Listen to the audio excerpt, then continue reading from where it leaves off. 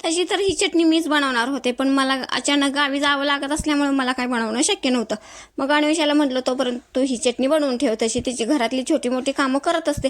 आणि यासाठी ना मी रात्रीच हरभऱ्याची डाळ भिजवून ठेवली होती. मग हरभऱ्याची डाळ, त्यामध्ये आंब्याच्या फोडी, हिरवी मिरची, मीठ, जिरे आणि थोडासा लसूण घालून तिने मिक्सरला फिरून ठेवलं होतं. मी आल्यानंतर त्याला फोडणी दिली आणि अशी ही आमची आंब्याची चटणी तयार झाली होती. आणि ना ही चटणी जेवणाबरोबर तोंडी लावायला खूप छान लागते आणि तशी ही चटणी ना उन्हाळ्यातच खायला खूप छान वाटते.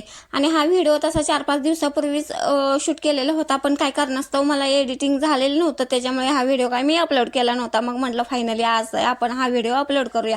आणि तोपर्यंत इकडं माझं पार्सल एक आलं होतं आणि या पार्सलची मी बऱ्याच दिवसापासून वाट बघत होते, कारण हे पार्सल खूप महत्त्वाचं होतं. मी यूट्यूब तरी स्टार्ट केलं होतं, पण माझ्याकडे हा ट्रायपॉडच नव्हता. आणि खरंच यूट्यूब तुम्ही स्टार्ट केला असेल ना, तर तुमच्याकडे हा ट्रायपॉड असणं गरजेचं आहे.